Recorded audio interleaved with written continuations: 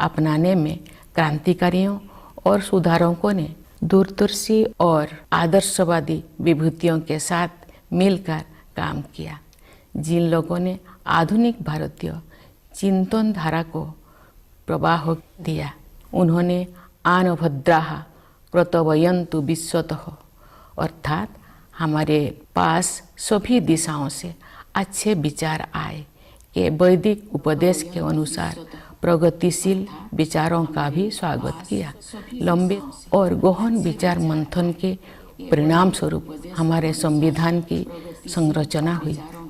हमारा ये बुनियादी दस्तावेज दुनिया की सबसे प्राचीन जीवंत सभ्यता के मानवतावादी दर्शन के साथ साथ आधुनिक विचारों से भी प्रेरित है। हमारा देश बाबा साहेब भीमराव अंबेडकर का सदैव ऋणी रहेगा, जिन्होंने प्रारूप समिति की अध्यक्षता की और संविधान को अंतिम रूप देने में महत्वपूर्ण भूमिका निभाई।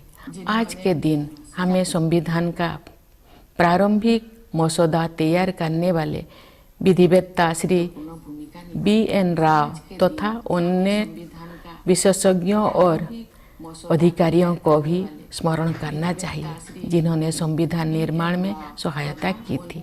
हमें इस बात का गर्व है कि उस संविधान सभा के सदस्यों ने भारत के सभी क्षेत्रों और समुदायों का प्रतिनिधित्व किया। संविधान निर्माण में सभा की 15 महिला सदस्यों ने भी योगदान दिया। संविधान में निहित आदर्शों ने निरंतर हमारे गणतंत्र को राह दिखाई है। इस अवधि के दौरान भारत एक गरीब और निरक्षर राष्ट्र की स्थिति से आगे बढ़ते हुए विश्व मंच पर एक आत्मविश्वास से भरे राष्ट्र का स्थान ले चुका है। संविधान निर्माताओं की सामूहिक बुद्धिमत्ता से मिली मार्गदर्शन के बिना प्रगति संभव नहीं थी। बाबा साहेब आम्बेडकर और अन्य विभूतियों ने हमें एक मानचित्र तथा एक नैतिक आधार प्रदान किया। उस राह पर चलने की जिम्मेदारी हम सब की है। हम काफ़ी हद तक उनकी उम्मीदों पर खरे उतरे भी हैं, लेकिन हम ये महसूस करते हैं कि गांधी जी के सर्वोदय की आदर्शों को प्राप्त करना अर्थात सभी का उत्थान किया जाना अभी बाकी है।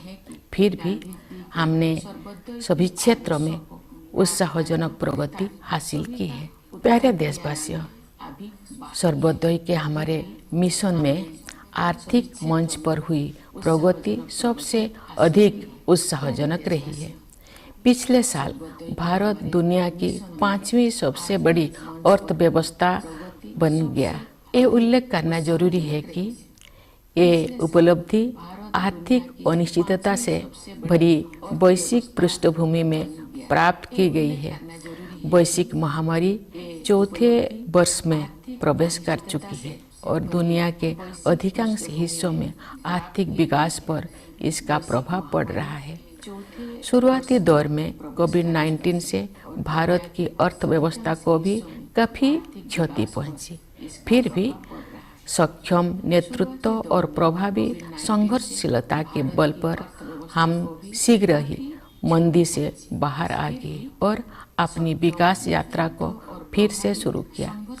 अर्थव्यवस्था के अधिकांश क्षेत्र अब महामारी के प्रभाव से बाहर आ गया है। भारत सबसे तेजी से बढ़ते हुए बड़ी अर्थव्यवस्था में से एक है और सरकार द्वारा समय पर किए गए सक्रिय प्रयासों द्वारा ही संभव हो पाया है। इस संदर्भ में आत्मनिर्भर भारत अभियान के प्रति जन सामान्यों के बीच विशेष उत्साह देखा जा रहा है। इसके अलावा विभिन्न क्षेत्रों के लिए विशेष प्रोत्साहन योजनाएं भी लागू की गई है। ये बड़े ही संतोष के विषय है कि जो लोग हाशिए पर रह गए थे उनका भी योजनाओं और कार्यक्रम में समावेश किया गया है तथा कठिनाई में उनकी मदद की गई है। मार्च 2020 में घोषित प्रधानमंत्री गरीब कल्याण अन्न योजना पर अमल करते हुए सरकार ने उस समय गरीब परिवारों के लिए खाद्य सुरक्षा सुनिश्चित की जब हमारे देशवासी कोविड-19 की महामारी के कारण अकस्मात उत्पन्न हुए आर्थिक व्यवधान का सामना कर रहे थे। इस सहायता की वजह से किसी को भी खाली पेट नहीं सोना पड़ा। गरीब परिवारों के हित को सर्वोपरि रखते हुए इस योजना की अवधि को बार बार बढ़ाया गया तथा लगभग 81 करोड़ देशवासी लाभान्वित होते रहे। इस सहायता को आगे बढ़ाते हुए सरकार ने घोषणा की है कि वर्ष 2023 के दौरान भी लाभार्थियों को उनका मासिक राशन मुफ्त में मिलेगा। इस ऐतिहासिक कदम से सरकार ने कमजोर वर्गों को आर्थिक विकास में शामिल करने के साथ साथ उनकी देखभाल की जिम्मेदारी भी ली है। हमारे अर्थव्यवस्था का आधार सुदृढ़ होने के कारण हम उपयोगी प्रयासों का सिलसिला शुरू करने और उसे आगे बढ़ाने में सक्षम हो सके। हमारा अंतिम लक्ष्य एक ऐसा वातावरण बनाना है जिससे सभी नागरिक व्यक्तिगत और सामूहिक रूप से अपनी वास्तविक क्षमताओं का पूरा उपयोग करें और उनका जीवन फले फूले। इस उद्देश्य की प्राप्ति के लिए शिक्षा ही आधारशिला तैयार करती है। इसीलिए राष्ट्रीय शिक्षा नीति में महत्वाकांक्षी परिवर्तन किए गए हैं। शिक्षा के दो प्रमुख उद्देश्य कहे जा सकते हैं। पहले आर्थिक और सामाजिक सशक्तिकरण और दूसरा सत्य की खोज। राष्ट्रीय शिक्षा नीति इन दोनों लक्ष्यों को प्राप्त करने का मार्ग प्रशस्त करती है। यह नीति शिक्षार्थियों को 21वीं सदी की चुनौतियों के लिए तैयार करते हुए हमारी सभ्यता पर आधारित ज्ञान को समकालीन जीवन के लिए प्रासंगिक बनाती है। इस नीति में शिक्षा प्रक्रिया को विस्तार और गहराई प्रदान करने के लिए प्रौद्योगिकी की महत्वपूर्ण भूमिका को रेखांकित किया गया है। हमें कोविड-19 के शुरुआती दौर में ये देखने को मिला कि प्रौद्योगिकी में जीवन को बदलने की संभावनाएं होती है। डिजिटल इंडिया मिशन के तहत गांव और शहर की दूरी को समाप्त करके सूचना और संचार प्रौद्योगिकी को समावेशी बनाने का प्रयास किया जा रहा है। दूर दराज के स्थानों में अधिक से अधिक लोग इंटरनेट का लाभ उठा रहे हैं। बुनियादी ढांचे में हुए विस्तार की सहायता से सरकार द्वारा उपलब्ध कराए जा रहे विभिन्न प्रकार की सेवाएं लोगों को प्राप्त हो रहा है। हम विज्ञान और प्रौद्योगिकी के क्षेत्र में अपनी उपलब्धियों पर गर्व का अनुभव कर सकते हैं। अंतरिक्ष प्रौद्योगिकी के क्षेत्र में भारत गिने चुने अग्रणी देशों में से एक रहा है। इस क्षेत्र में काफ़ी समय से लंबित सुधार किए जा रहा है और आप निजी उद्यमों को इस विकास यात्रा में शामिल होने के लिए आमंत्रित किया गया है। भारतीय अंतरिक्ष यात्रियों को ले जाने के लिए गगनयान कार्यक्रम प्रगति पर है। ये भारत की पहली मानवयुक्त अंतरिक्ष उड़ान होगी। हम सितारों तक पहुंचकर भी अपने पांव जमीन पर रखते हैं। भारत का मंगल मिशन असाधारण महिलाओं की एक टीम द्वारा संचालित किया गया था और अन्य क्षेत्रों में भी बहनों और बेटियां आप पीछे नहीं हैं। महिला सशक्तिकरण तथा महिला और पुरुष के बीच समानता अब केवल नारे नहीं रह गए हैं। हमने हाल के वर्षों में इन आदर्शों तक पहुंचने की दिशा में काफ़ी प्रगति की है। बेटी बचाओ बेटी पढ़ाओ अभियान में लोगों की भागीदारी के बल पर हर कार्य क्षेत्र में महिलाओं का प्रतिनिधित्व बढ़ रहा है। राज्य की अपनी यात्राओं, शिक्षण संस्थानों के कार्यक्रमों और प्रोफेशनल्स के विभिन्न प्रतिनिधि मंडलों से मिलने के दौरान मैं युवतियों के आत्मविश्वास से बहुत प्रभावित होती हूँ। मेरे मन में कोई संदेह नहीं है कि महिलाओं की आने वाले काल के भारत को स्वरूप देने के लिए अधिकतम योगदान देंगे। यदि आधी आबादी को राष्ट्र निर्माण में अपनी श्रेष्ठतम क्षमता के अनुसार योगदान करने की अवसर दिया जाए तथा उन्हें प्रोत्साहित किया जाए तो ऐसे कौन सा चमत्कार है जो नहीं किया जा सकता है। सशक्तिकरण की यही दृष्टि अनुसूचित जातियों और अनुसूचित जनजातियों सहित कमजोर वर्गों के लोगों के लिए सरकार की कार्यप्रणाली का मार्गदर्शन करती है। वास्तव में हमारा उद्देश्य न केवल उन लोगों के जीवन की बाधाओं को दूर करना और उनके विकास में मदद करना बल्कि उन समुदाय से सीखना भी है।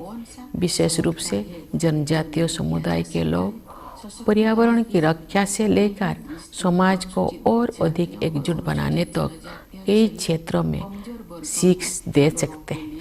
प्यारे देशवासियों, शासन के सभी पहलुओं में बदलाव लाने और लोगों की रचनात्मक ऊर्जा को उजागर करने के लिए हाल के वर्षों में किए गए प्रयासों की श्रृंखला के परिणाम स्वरूप अब विश्व समुदाय भारत को सम्मान की नई दृष्टि से देखता है। विश्व के विभिन्न मंचों पर हमारी सक्रियता से सकारात्मक बदलाव आने शुरू हो गया है। विश्व मंच पर भारत ने जो सम्मान अर्जित किया है उसके फलस्वरूप देश को नए अवसर और जिम्मेदारियां भी मिली हैं। जैसा कि आप सब जानते हैं, इस वर्ष भारत G20 देशों के समूह की अध्यक्षता कर रहा है। विश्व बंधुत्व के अपने आदर्श के अनुरूप हम सभी की शांति और समृद्धि के पक्षधर हैं। G20 की अध्यक्षता एक बेहतर विश्व के निर्माण में योगदान हेतु भारत को अत्यंत महत्वपूर्ण भूमिका प्रदान करती है। इस प्रकार G20 की अध्यक्षता लोकतंत्र और मल्टीलेटरलिज्म को बढ़ावा देने का अच्छा अवसर भी है और साथ ही एक बेहतर विश्व और बेहतर भविष्य को स्वरूप देने के लिए उचित मंच भी है।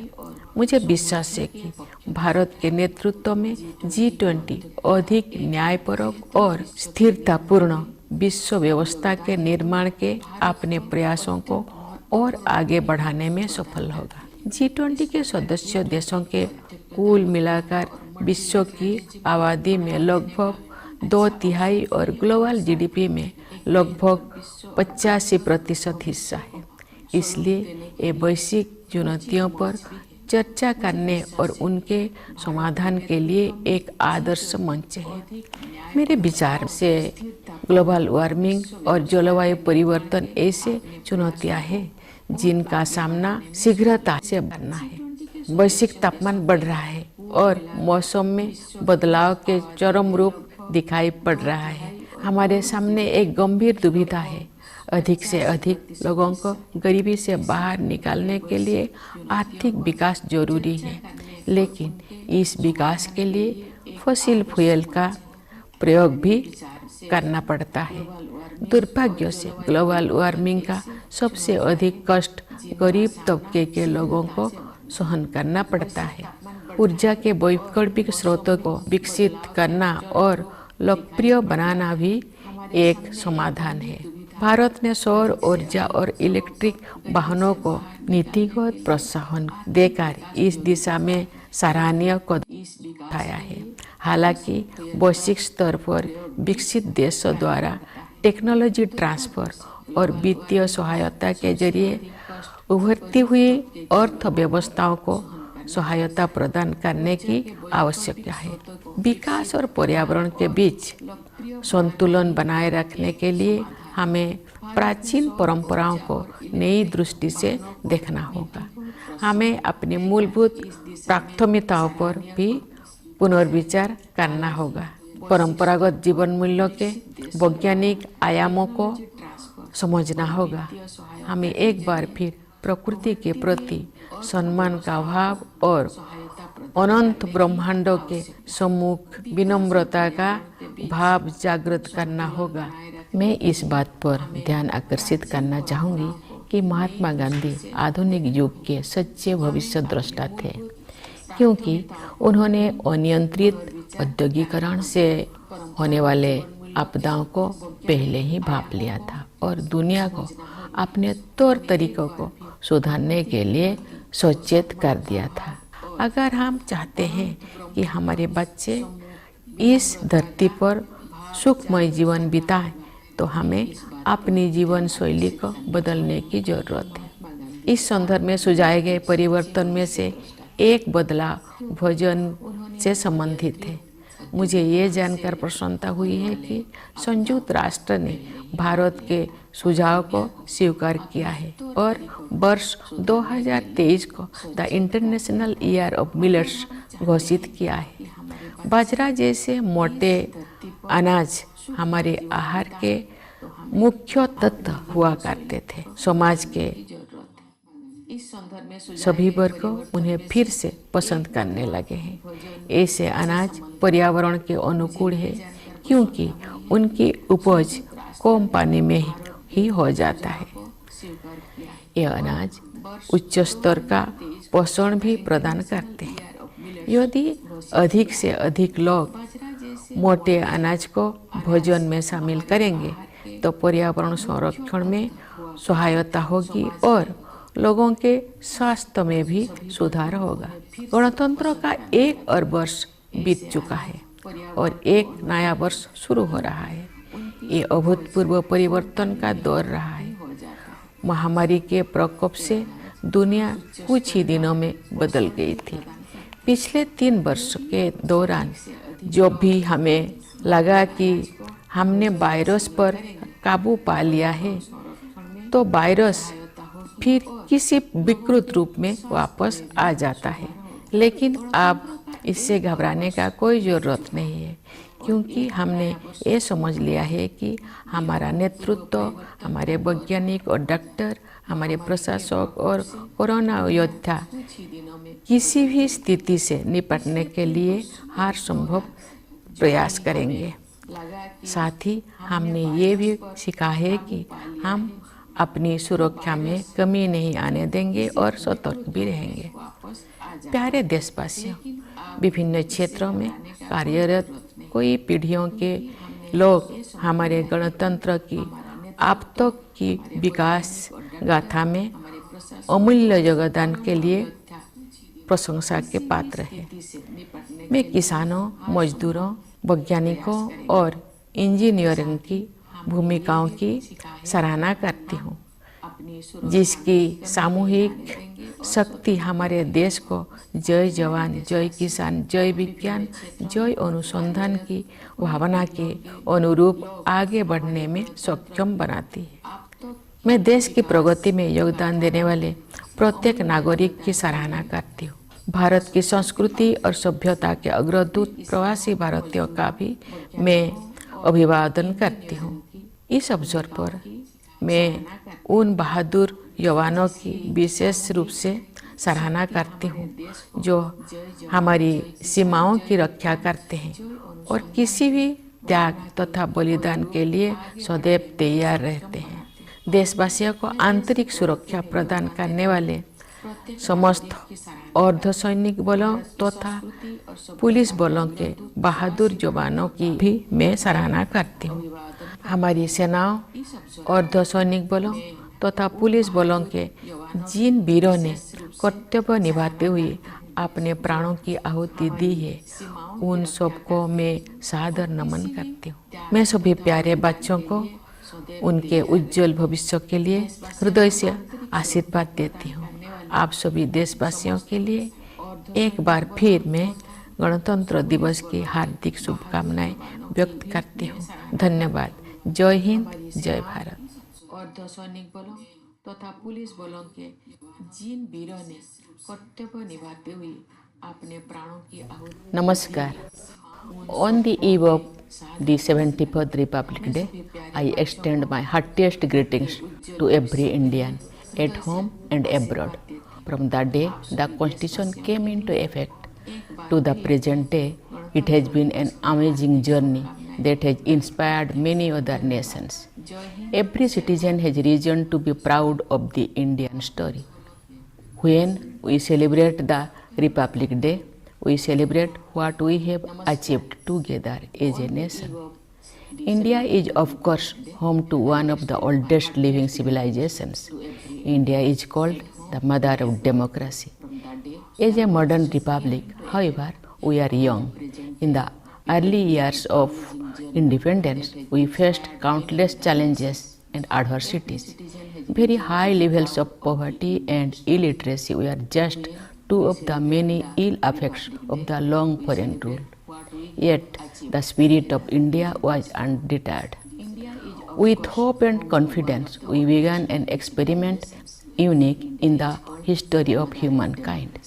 Such a vast and diverse multitude of people coming together as one nation remains unprecedented. We did so with a belief that we are, after all, one, that we are all Indians. We have succeeded as a democratic republic because so many creeds, so many languages have not divided us, they have only united us. That is the essence of India. That essence was at the heart of the Constitution, which has withstood the test of time. The Constitution that started governing the life of the Republic was the outcome of the freedom struggle. The national movement led by Mahatma Gandhi was as much about winning independence as about rediscovering our own ideas. Those decades of struggle and sacrifice helped us win freedom not only from colonial rule but also from the imposed values and narrow worldviews. Revolutionaries and reformers joined hands with visionaries and idealists to help us learn about our age-old values of peace, brotherhood, and equality. Those who shaped the modern Indian mind also welcomed progressive ideas from abroad. Following the Vedic advice, Anubhadraha Pratabayantu Vishwatoh, let noble thoughts come to us from all directions. A long and profound thought process culminated in our Constitution. Our founding document is inspired by the humanistic philosophy of the oldest living civilization in the world as well as new ideas that emerged in more recent history. The nation will always remain grateful to Dr. B.R. Ambedkar, who headed the drafting committee of the Constitution and thus had a critical part in giving it the final shape.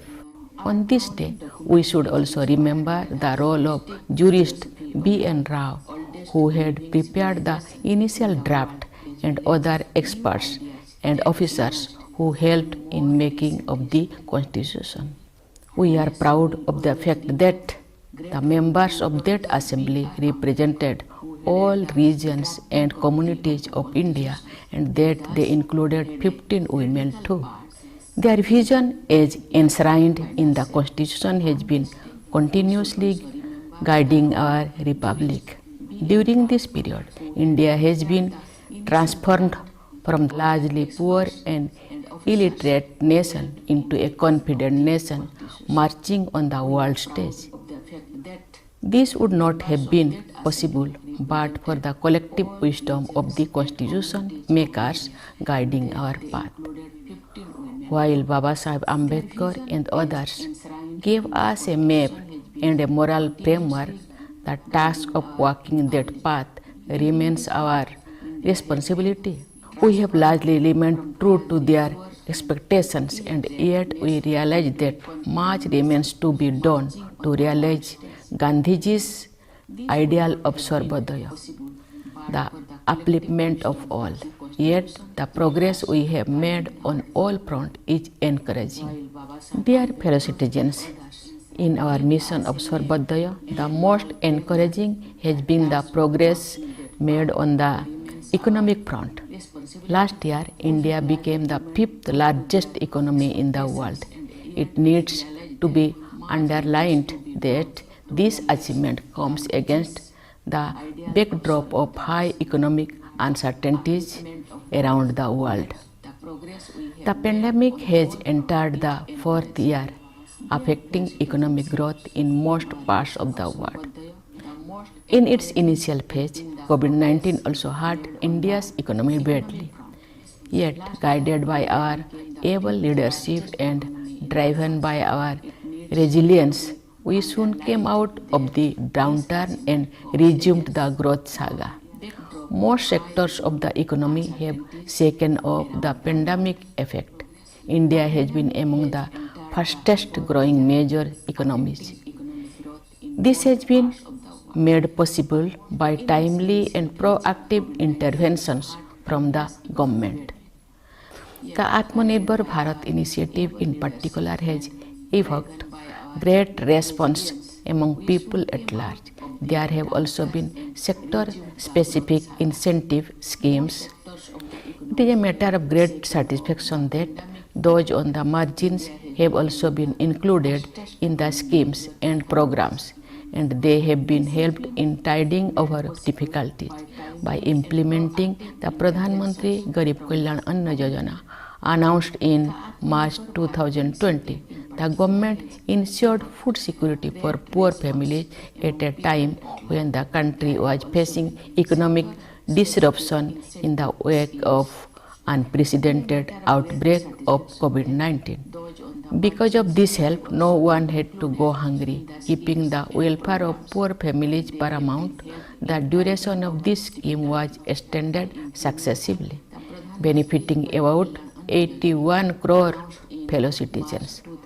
Further extending this assistance, the government has announced that even during the year 2023, the beneficiaries will get their monthly ration free of cost. With this historic move, the government has undertaken the responsibility of caring for the weaker sections while also enabling them to benefit from economic development.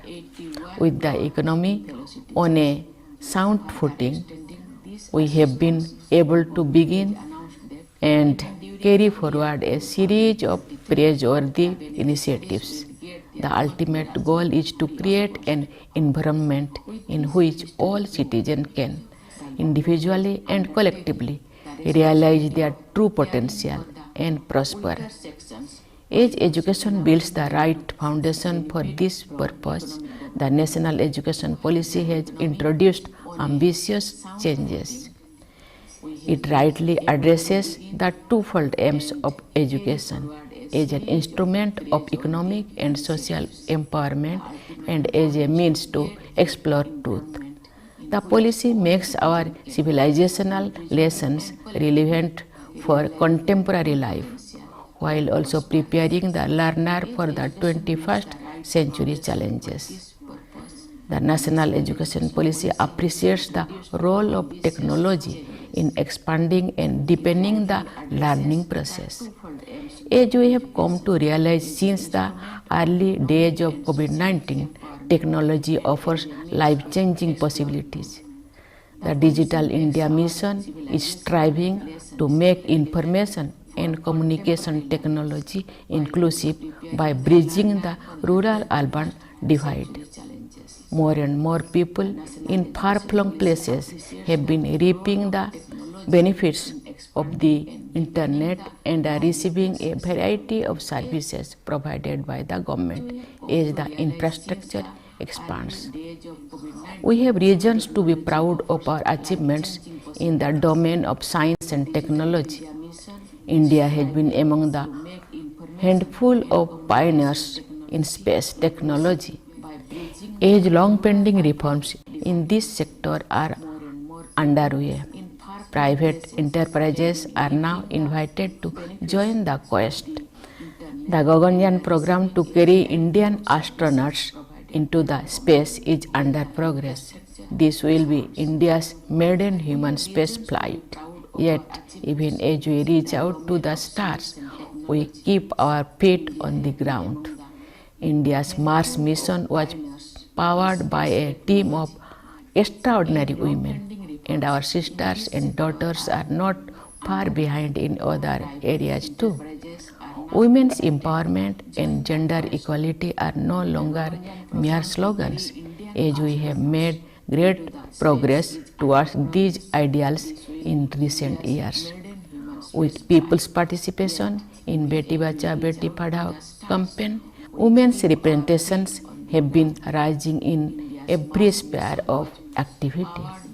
During my visits to various states, educational institutions, and while meeting delegations of various professionals, I am amazed by the confidence of young women. I have no doubt in my mind that they are the ones who will do most to shape tomorrow's India. What miracles cannot be achieved if this half of the population is encouraged to contribute to nation building to the best of their ability. The same vision of empowerment guides the government's approach to the marginalized communities, including the scheduled caste and scheduled tribes. In fact, the aim is not only to remove hurdles and help them in development, but also to learn from them. Tribal communities, in particular, have rich lessons to offer in many areas, ranging from protecting the environment to making the society more cohesive. Dear fellow citizens, as a result of a series of initiatives in recent years to transform all aspects of governance and unleash creative energies of people, the world has started to look at India with a new sense of respect. Our interventions in various world forums have started making a positive difference. The respect that India has earned on the world stage has resulted in new opportunities as well as responsibilities. This year, as you know, India holds the presidency of the Group of 20 Nations. With our motto of universal brotherhood, we stand for peace and prosperity of all. Thus, the G20 presidency is an opportunity to promote democracy and multilateralism and the right forum for shaping a better world and a better future. Under India's leadership, I am sure G20 will be able to further enhance its efforts to build a more equitable and sustainable world order. As G20 represents about two-thirds of the world population and around 85% of global GDP, it is an ideal forum to discuss and find solutions for global challenges. To my mind, global warming and climate change are the most pressing among them. Global temperatures are rising and incidents of extreme weather are increasing. We are faced with the dilemma to lift more and more people out of poverty. We need economic growth, but that growth also comes from fossil fuel. Unfortunately, the poor bear the brunt of global warming more than others.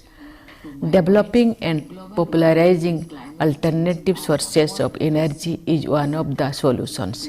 India has taken a commendable lead in the direction by giving a policy push to solar energy and electric vehicles.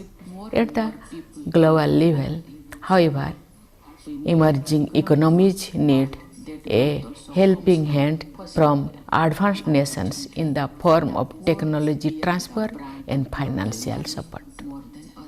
To maintain the balance between development and environment, we have to look at the ancient traditions with a new perspective. We need to reconsider our basic priorities. The scientific aspects of traditional life values have to be understood. We must once again rekindle that respect for nature and humility before the vast universe. Let me state here that Mahatma Gandhi was a true prophet of our times, as he foresaw the calamities of indiscriminate industrialization and cautioned the world to mend its ways. We need to modify our lifestyle if we want our children to live happily on this fragile planet. One of the changes suggested pertains to food. I am happy to note that the United Nations accepted suggestion from India and declared 2023 as the International Year of Millets. Millets were essential ingredients of our diet, and they are making a comeback among sections of society. Coarse grains like millets are eco-friendly as they require less water to grow, and yet they provide high levels of nutrition. If more and more people turn to millets, it will help conserve ecology and also improve health. One more year has gone by for the Republic, and another year commences. It has been a time of unprecedented change. With the outbreak of the pandemic, the world had changed within a matter of days. During these 3 years, whenever we have felt that we have finally put the virus behind, it raises its ugly head. However, there is no need to panic because we have learned in this period that our leadership, our scientists and doctors, our administrators and corona warriors will make every possible effort to meet any situation. At the same time, each of us has also learned to not let our guard down and remain alert. Dear fellow citizens, generations of people working in different fields deserve praise for their invaluable contribution in the development story of our republic so far. I commend the roles of farmers, workers, scientists and engineers whose combined strength enables our country to live up to the spirit of Joy Jawan, Joy Kisan, Joy Vigyan, Joy Anusandhan. I appreciate every citizen who contributes to nation's progress. I also convey my greetings to our diaspora, the great ambassadors of India's culture and civilization. On the occasion of Republic Day, I convey my special appreciation to our Jawans who guard our borders and are ready to make any sacrifice for the country. I also express my appreciation for all the brave soldiers of paramilitary forces and police forces who provide internal security to their fellow citizens. I salute all the brave hearts of our armed forces, paramilitary forces and police forces who laid down their lives in the line of duty. I convey my blessings to all the dear children for their bright future. Once again, I extend my best wishes to all of you on this Republic Day. Thank you.